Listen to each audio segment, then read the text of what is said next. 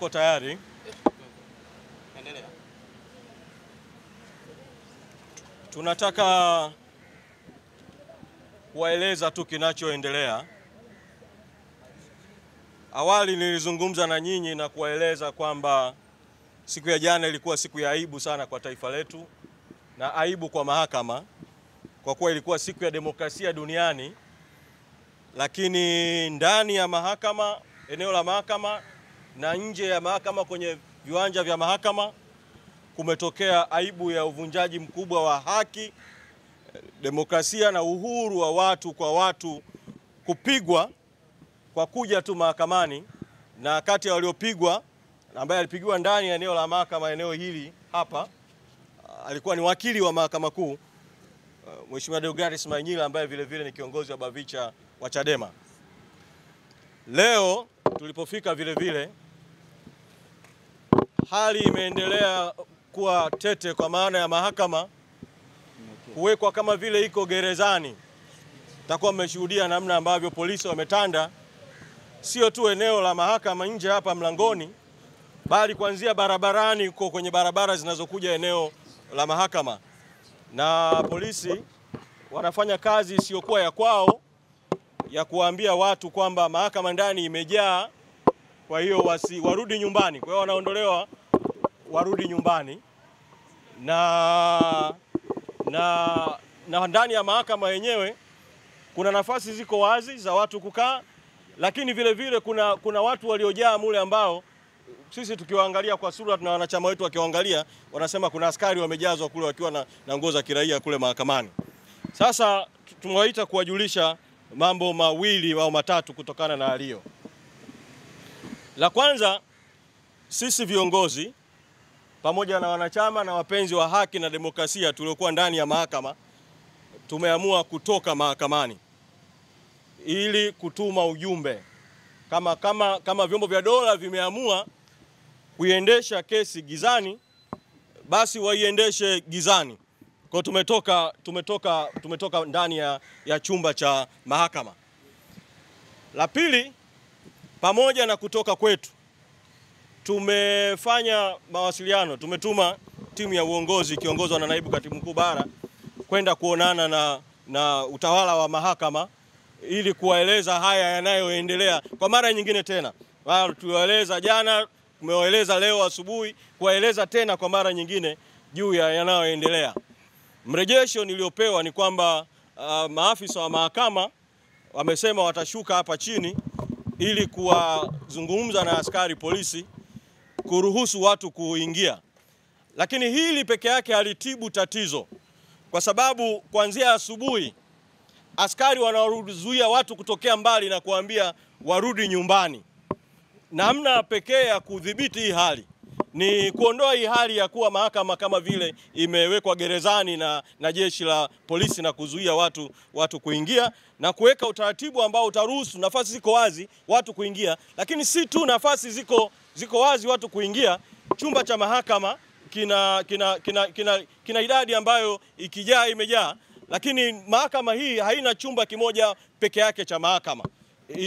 Ina chumba namba 2, ina chumba namba 3, na mahakama inaweza kufanya utaratibu tu. Na hili si jambo litakuwa jipya. Zipo mahakama zilizokuwa na kesi ambazo zilikuwa na maslahi ya umma, ziliweka TV screen katika vyumba vingine vya mahakama ili kile chumba kimoja kikijaa bado kuwe na fursa ya kuweza watu kushiriki kwenye shauri kupitia vyumba vingine vya mahakama. Kwa hilo ni jambo la pili ambalo naamini kwamba likifanyika litaongeza idadi ya watu, baada ya lile jambo muhimu zaidi la kuirusha hii kesi live kuonekana kama linawekewa vikwazo hivi, wakati haki inatakiwa itendeke na haki ionekane ikitendeka, hasa kwa kesi kama hii yenye maslahi ya umma. Lakini jambo la tatu ambalo limetokea vile vile ni kwamba Mheshimiwa Tundu Lissu, mwenyekiti wetu ambaye katika kesi hii ni mshtakiwa, baada ya sisi kutoka, taarifa ambayo nimeelezwa na waliobaki ndani ya mahakama, kwa maana ya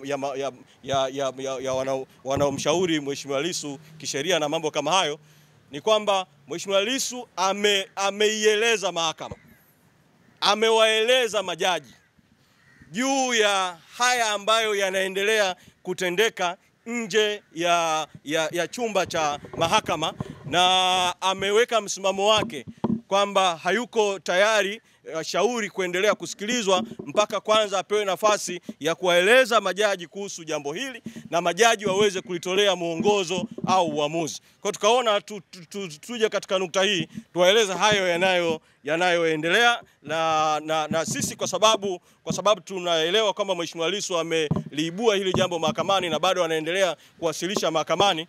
Tutakuwepo katika viunga hivi vya mahakama. Hatutaingia ndani ya chumba cha mahakama, tutakuwepo kwenye viunga hivi vya mahakama kusubiria nini kitajiri ndani, na katika hatua baadaye tutawaeleza ya ziada ambayo yanaendelea. Asanteni sana. Mko tayari? Endelea. Tunataka kuwaeleza tu kinachoendelea.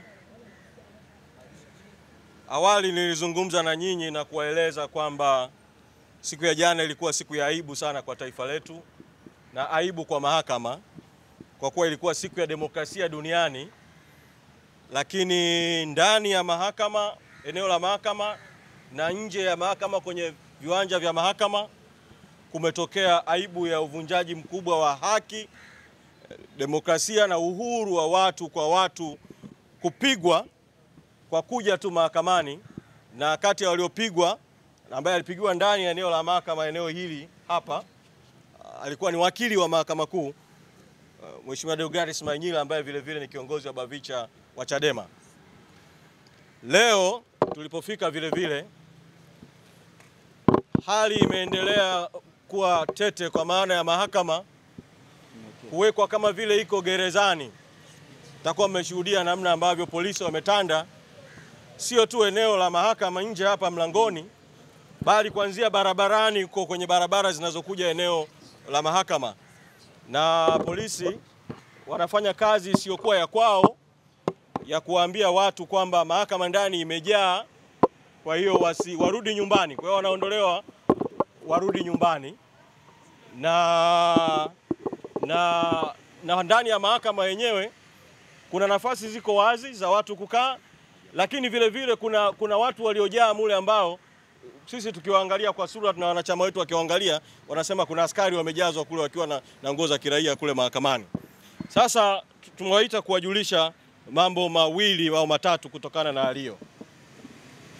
La kwanza, sisi viongozi pamoja na wanachama na wapenzi wa haki na demokrasia tuliokuwa ndani ya mahakama tumeamua kutoka mahakamani ili kutuma ujumbe kama vyombo vya dola vimeamua kuiendesha kesi gizani, basi waiendeshe gizani. Kwa tumetoka ndani ya chumba cha mahakama. La pili, pamoja na kutoka kwetu, tumefanya mawasiliano, tumetuma timu ya uongozi ikiongozwa na naibu katibu mkuu bara kwenda kuonana na utawala wa mahakama ili kuwaeleza haya yanayoendelea kwa mara nyingine tena. Tuliwaeleza jana, tumewaeleza leo asubuhi, kuwaeleza tena kwa mara nyingine juu ya yanayoendelea. Mrejesho niliopewa ni kwamba maafisa wa mahakama wamesema watashuka hapa chini ili kuwazungumza na askari polisi kuruhusu watu kuingia. Lakini hili peke yake halitibu tatizo, kwa sababu kuanzia asubuhi askari wanawazuia watu kutokea mbali na kuambia warudi nyumbani. Namna pekee ya kudhibiti hii hali ni kuondoa hii hali ya kuwa mahakama kama vile imewekwa gerezani na jeshi la polisi na kuzuia watu kuingia, na kuweka utaratibu ambao utaruhusu nafasi ziko wazi watu kuingia. Lakini si tu nafasi ziko wazi watu kuingia, chumba cha mahakama kina idadi ambayo ikijaa imejaa. Lakini mahakama hii haina chumba kimoja peke yake cha mahakama. Ina chumba namba 2, ina chumba namba 3, na mahakama inaweza kufanya utaratibu tu. Na hili si jambo litakuwa jipya. Zipo mahakama zilizokuwa na kesi ambazo zilikuwa na maslahi ya umma, ziliweka TV screen katika vyumba vingine vya mahakama ili kile chumba kimoja kikijaa bado kuwe na fursa ya kuweza watu kushiriki kwenye shauri kupitia vyumba vingine vya mahakama. Kwa hilo ni jambo la pili ambalo naamini kwamba likifanyika litaongeza idadi ya watu, baada ya lile jambo muhimu zaidi la kuirusha hii kesi live kuonekana kama linawekewa vikwazo hivi, wakati haki inatakiwa itendeke na haki ionekane ikitendeka, hasa kwa kesi kama hii yenye maslahi ya umma. Lakini jambo la tatu ambalo limetokea vile vile ni kwamba Mheshimiwa Tundu Lissu, mwenyekiti wetu ambaye katika kesi hii ni mshtakiwa, baada ya sisi kutoka, taarifa ambayo nimeelezwa na waliobaki ndani ya mahakama kwa maana ya wanaomshauri Mheshimiwa Lissu kisheria na mambo kama hayo, ni kwamba Mheshimiwa Lissu ameieleza mahakama, amewaeleza majaji juu ya haya ambayo yanaendelea kutendeka nje ya chumba cha mahakama, na ameweka msimamo wake kwamba hayuko tayari shauri kuendelea kusikilizwa mpaka kwanza apewe nafasi ya kuwaeleza majaji kuhusu jambo hili na majaji waweze kulitolea mwongozo au uamuzi. Kwa tukaona tuje katika nukta hii tuwaeleza hayo yanayoendelea na sisi kwa sababu tunaelewa kwamba Mheshimiwa Lissu ameliibua hili jambo mahakamani na bado anaendelea kuwasilisha mahakamani, tutakuwepo katika viunga hivi vya mahakama. Hatutaingia ndani ya chumba cha mahakama, tutakuwepo kwenye viunga hivi vya mahakama kusubiria nini kitajiri ndani, na katika hatua baadaye tutawaeleza